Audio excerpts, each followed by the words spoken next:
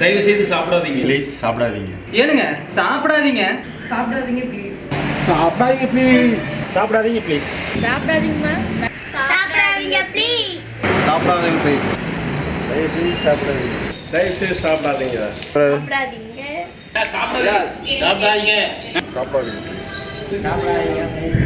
சாப்பிடாதீங்க தயவு செய்து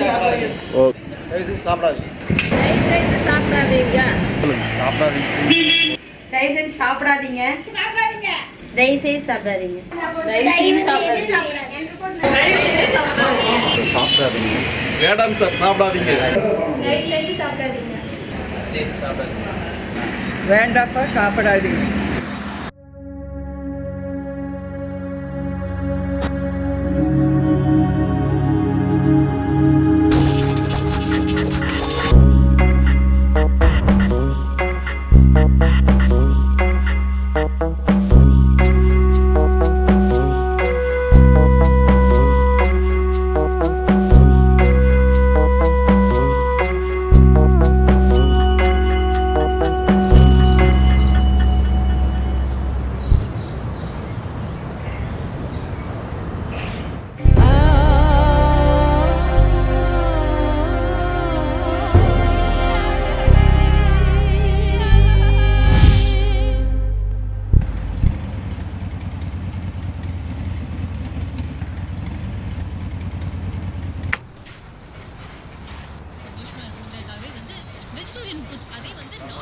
அண்ணா வணக்கம்.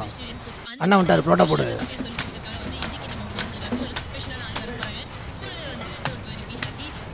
அண்ணா 4 புரோட்டா சூடாக வேணும்.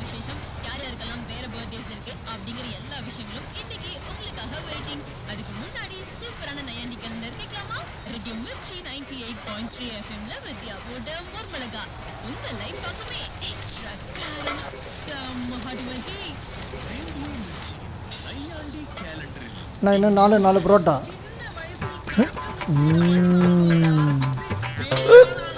கோக் ஒன்று கொடுங்கண்ணா.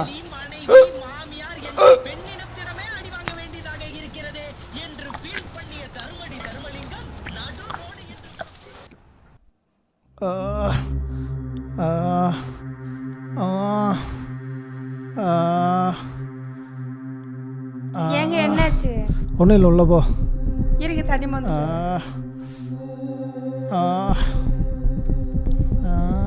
இந்தாங்க தண்ணி.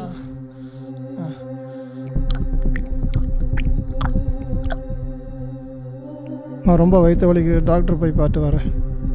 இருக்கு நானும் வரேன். வேண்டாம், நான் மட்டும் போயிட்டு வரேன்.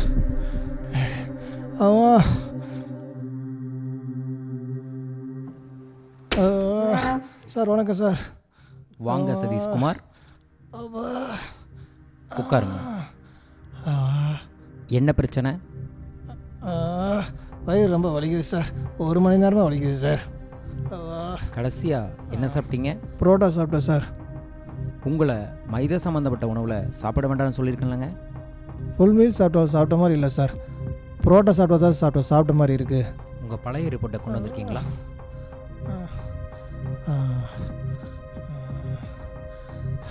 உங்களுக்கு போன டைமே சொல்லியிருக்கேன்லங்க, உங்கள் கணையத்தில் இருந்து இன்சுலின் ரொம்ப கம்மியாக சுரந்துட்டு இருக்கு. அதற்காகத்தாங்க ஆல்ரெடி உங்களுக்கு இயற்கை உணவை எழுதித்தர சொல்லியிருந்தேன்லங்க. மறுபடியும் மைதா உணவை தொடர்ந்து எடுத்துகிட்டு இருந்தீங்கன்னா உங்கள் உடலுக்கு ரொம்ப ப்ராப்ளம் வரும். ஓகேங்க, மறுபடியும் மைதா உணவு எடுக்காதீங்க. உங்களுக்கு இப்போதைக்கு ஒரு மாத்திரை மட்டும் எழுதி தரேன். ஆனால் மருந்து மட்டும் உங்களுக்கு நிரந்தரம் இல்லை. உணவு முறையை மாற்றினா மட்டும்தான் உடலுக்கு நல்லது. இல்லைன்னா அவ்வளோதான், பக்க விளைவுகளை நீங்கள் சந்திக்க வேண்டும். சரிங்க சார்.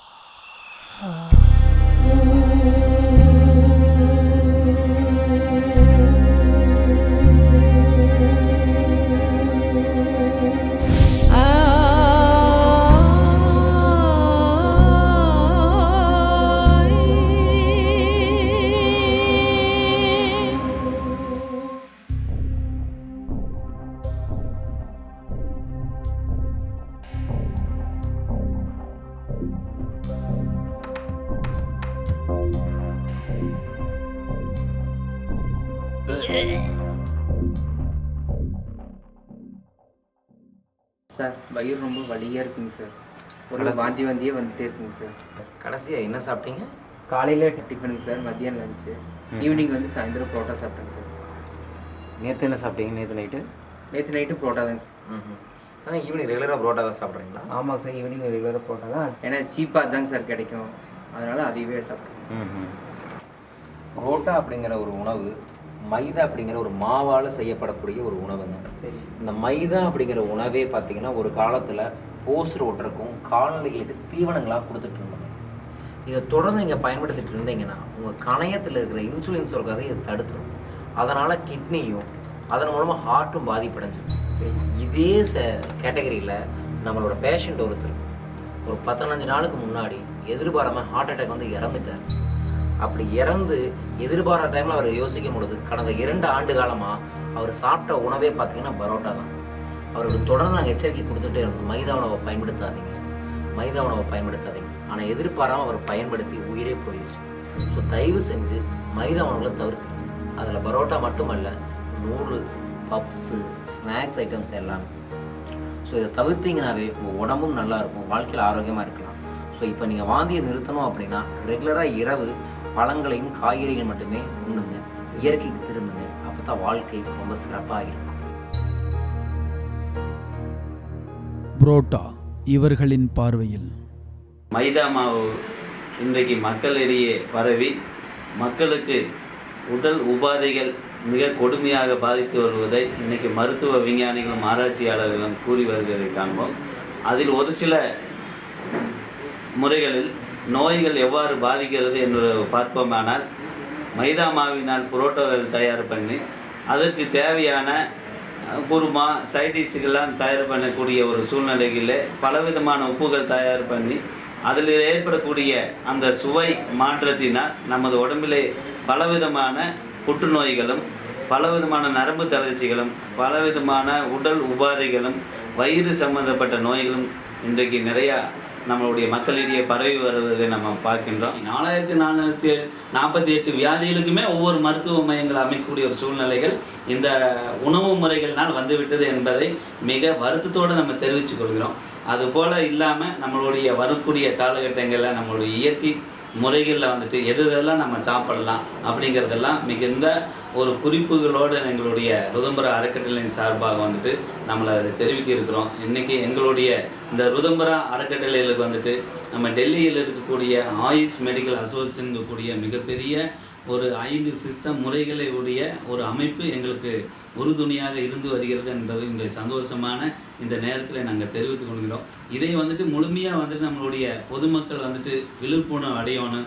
நாம் மீண்டும் ஒரு புத்துணர்ச்சி மறுமலர்ச்சி பெறுவதற்காக இந்த இயற்கை மருத்துவத்தை நாடணும், இயற்கை மருத்துவத்தின் மூலமாக நிரந்தர ஆரோக்கியம் பெறணும் அப்படிங்கிறத எங்களுடைய ருதம்பரா யோகா அறக்கட்டளையின் சார்பாக நாங்கள் வேண்டி விரும்பி கேட்டுக்கொள்கிறோம். இன்று இல்லம் தோறும் ஆரோக்கியம் என்பது ஒரு கேள்விக்குறியாய் உள்ளது. இதற்கான முக்கிய காரணம் என்பது என்னவென்று பார்த்தால், ஒரு தனி மனிதனின் ஒழுக்கம் என்பது இங்கு திசை மாறிவிட்டது.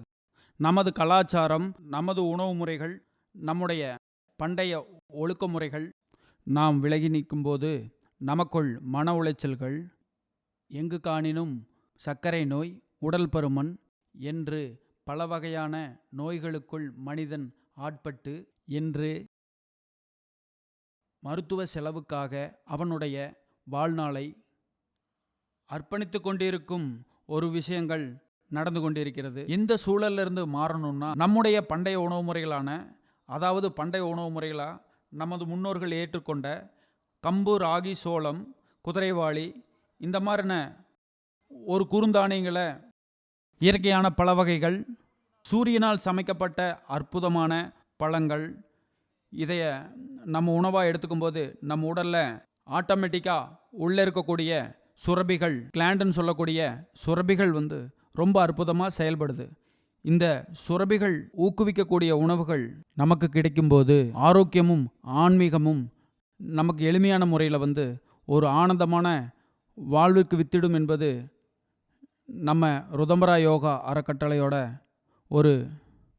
ஒரு நல்ல விஷயமாக நாம் முன்னெடுத்துட்டு போகிறோம். இதற்கு உங்களோட மேலான ஆதரவை தரணும். உணவு முறையின் மாற்றம், மனிதனின் மாற்றம், உணவு முறையில் ஒரு சரியான விகிதத்தில் வந்ததுக்கப்புறம் ஒரு தனிநபருக்கும் அந்த உடல் ரீதியாக யோகாசன பயிற்சி, தியான பயிற்சி, தாரணை பயிற்சி, பிராணாயாம பயிற்சி, இப்படி ஒரு பயிற்சியும் அவங்களோட இந்த உன்னதமான நிலையை உணர்றதுக்கு ஒரு